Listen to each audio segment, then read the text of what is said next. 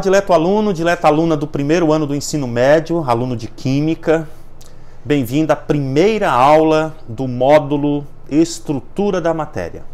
O que nós estudaremos neste módulo? Nós estudaremos o assunto da estrutura da matéria, ou seja, do que as coisas são feitas, do que as plantas, do que os animais, do que os lagos, do que os oceanos, do que as rochas, do que você é feito, não é? E nós vamos ver então este assunto. Essa é a primeira aula deste tópico e eu quero convidar você a pegar a sua apostila para acompanhar, seu caderno de química, para fazer ali as suas anotações. Anote aquilo que você entender com as suas palavras. Não se preocupe em anotar com as minhas palavras. Anote com as suas, do jeito que você entender, tá bom? Então, entendeu um conceito, achou uma ideia interessante, faça ali as suas anotações para você revisar a matéria quando for estudar, tá bom? Muito bem, então a estrutura da matéria, do que tudo que existe é feito. Essa ideia, esse tema incomodou muitas pessoas, né? Inicialmente, lá séculos antes de Cristo, os filósofos, que eram os observadores da natureza, né? Tinham ali algumas ideias. Pelo que se sabe no registro histórico, o primeiro, lá no 6º século antes de Cristo, a pensar a respeito deste tema foi Tales de Mileto, né? Tales de Mileto, observando a natureza, ele percebia que a água estava presente em todo lugar. E é muito fácil a gente perceber a presença da água no nosso planeta, salvo regiões desérticas, né? Nós aqui no Brasil, por exemplo, percebemos a água com muita facilidade no nosso cotidiano, né? Mas Tales, ele percebia o seguinte: a água brotando do solo com facilidade, a água quando chovia penetrava no solo. Nós, seres humanos e os animais, temos que repor a água do nosso corpo o tempo todo. Nós bebemos água, né? Os animais também fazem isso, né? Quando nós falamos, a água sai de dentro de nós. Enfim, a água está presente em tudo ao nosso redor. Daí, essa observação empírica levou Tales de Mileto a propor a ideia de que a água forma todas as coisas que existem. Tales de Mileto, então, elegeu o elemento água, né, para ser o formador de todas as coisas.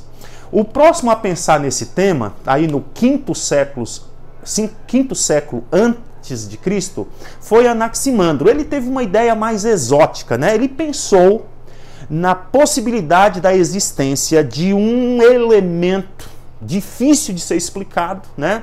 Com propriedades não muito definidas, que ele chamou de apeiron. Segundo ele, este apeiron formaria todas as coisas, né? Depois dele, ainda no quinto século antes de Cristo, nós tivemos Anaximenes de Mileto. Ele percebia o seguinte, né? Ora, até mesmo a água se transforma em ar. Se você esquentar a água, você vai ver que ela se transforma em ar. O teu corpo molhado, daqui a pouco, cadê a água? Se transformou em ar. Na ideia, na observação de Anaximenes, né? Quando era de manhã, o que acontecia? O ar, segundo ele, formava a água que aparecia no orvalho. O orvalho que aparecia ali sobre as plantas, sobre as pedras, sobre o solo, né? De onde vinha aquela água? Vinha do ar, né? Essa observação empírica, né, levou Anaximenes a eleger como elemento primordial significa o elemento primeiro, o elemento principal formador de todas as coisas, o ar. Para ele, o ar formava todas as coisas que existem, tá bem? Então, ele elegeu o ar como formador de todas as coisas. Heráclito de Éfeso, ele pensou o seguinte: ora, quando a gente queima uma árvore, por exemplo, um tronco de árvore, a gente percebe uma coisa: o fogo saindo da árvore. Na árvore tem água, outros materiais, e tudo isso acaba quando sai dela o fogo. Então, o fogo é que forma as coisas, né? O fogo é que forma as coisas. Então ele elegeu o fogo como elemento formador de todas as coisas, tá bom? Só que Empédocles de Agrigento, ele percebeu o seguinte: ora, vocês não estão errados. Quem pensa que a água forma todas as coisas tem suas razões, afinal de contas, a água está presente em todo lugar. Quem acha que o ar é o elemento formador de todas as coisas tem suas razões também, afinal de contas. Nós estamos envolvidos pelo ar, né? Está aqui, o ar está em todo lugar, o ar sai de nós, o ar entra em nós quando respiramos, ele sai de nós quando expiramos. A água, quando ferve, aparentemente se transforma em ar. Então, tá certo, né? O fogo também é interessante, afinal de contas, quando você queima folhas secas, essas folhas desaparecem. E o que a gente viu saindo dela? O fogo. Então, a gente poderia muito bem acreditar que as folhas eram formadas de fogo. Tá tudo certo. No entanto, eu coloco nessa equação, Empédocles pensou, né? Uma outra observação interessante. Todas as coisas se transformam em terra. Todas as coisas se transformam em terra.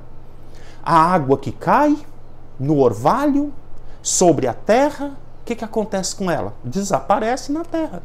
A chuva penetra na terra. Quando a gente observa uma mina, o que acontece? A água está saindo da terra.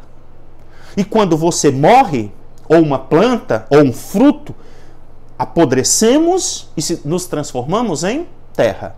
Ele resgata também, inclusive, a ideia bíblica lá do Gênesis, né? Em que Deus faz o homem à sua imagem e semelhança a partir do quê? A partir da terra. E uma das coisas que ele diz, depois que o pecado entra no mundo, é o seguinte: olha, que ele saiu da terra, vai voltar para a terra, né? Vai voltar para a terra. Então, tudo é formado de terra. Não significa que vocês estejam errados. Só não estão completamente certos. Na verdade, tudo que existe não é formado por água, ou por ar, ou por fogo, ou por terra somente, mas são formados por uma mistura desses elementos, né? Nasce aí aquilo que ficou conhecido na história da ciência, né? Embora não houvesse ciência nesta época, de a teoria dos 4 elementos, tá? Mais ou menos nesta época, um pouquinho antes dessa ideia de Heráclito, viveram 2 outros filósofos. Leucipo, de quem pouco se sabe, porque não há nada, aliás, dele escrito, né? Não há nada que ele tenha escrito. Hoje nós não temos conhecimento de nenhuma material tendo sido feito por Leucipo. E seu discípulo Demócrito. Demócrito, já temos algum material escrito por Demócrito, e o que se sabe de Leucipo é através daquilo que escreveu Demócrito. Estes 2 filósofos tiveram uma ideia completamente diferente da ideia dos outros filósofos, que pensavam então nos elementos formadores de todas as coisas. Leucipo e também seu discípulo Demócrito propuseram a ideia de que todas as coisas seriam formadas por partículas infinitamente pequenas. A ideia deles era a seguinte: imagine que você tem um grão de areia e você pegue esse grão de areia e consiga dividir ele ao meio. Então você pegasse uma metade do grão de areia e dividisse ao meio. Ok? Vai pensando aí. Pegue 1/4 desse grão de areia e divida ao meio. Pegue 1/8 desse grão de areia e divida ao meio. Pegue 1/16 desse grão de areia e divida ao meio. Pegue 1/32 desse grão de areia e divida ao meio. Pegue 1/64 ao meio. E vá dividindo.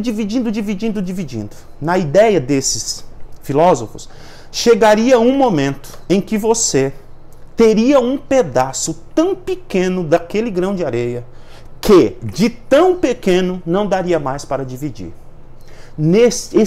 Essa partícula infinitamente pequena seria indivisível, não daria mais para dividir porque era pequena demais. Esse pedaço indivisível formaria todas as coisas. Ou seja, na ideia deles, tudo que existia era formado por essas partículas indivisíveis. Indivisível em grego é átomo. Átomo. Então, eles propuseram a ideia de que tudo que existe é formado de átomo. No entanto, estes que foram, né, dois filósofos famosos até hoje, muitos de nós não sabemos quem era Leucipo, quem foi Leucipo, talvez nunca você tenha ouvido falar em Leucipo, mas certamente já ouviu falar em Platão. Você nunca tenha ouvido falar de Demócrito, mas certamente você ouviu falar de Aristóteles. Pois bem, esses dois filósofos famosos em seu tempo e também até hoje, né, eles defenderam a ideia dos 4 elementos. Eles formularam, eles sistematizaram e também deram credibilidade à teoria dos 4 elementos, tá? Com o apoio desses filósofos, a teoria dos 4 elementos ganhou força, enquanto a teoria do atomismo de Leucipo e Demócrito ficou no esquecimento. A teoria dos 4 elementos suportou, né, deu apoio ao trabalho dos alquimistas até o final do século XVIII. Até o final do século XVIII, quando surge a ciência, quando nasce a ciência. Né? Mas vejam, lá do 5º século antes de Cristo até o século XVIII, né? Do meio para o fim do século XVIII, você tem a predominância da teoria dos 4 elementos, inclusive influenciando poderosamente o trabalho dos alquimistas. Né? Nossa aula não é sobre a história das ciências, em outro momento você terá esse assunto, ok? Muito bem. Então, quando é que o atomismo é resgatado? Isso já acontece no século XIX e este será o tema da nossa próxima aula, tá bom? Veja lá, se você gostou, dá o seu like aí, faça sua inscrição no nosso canal para você receber as próximas aulas, os próximos vídeos e nos vemos no próximo vídeo então.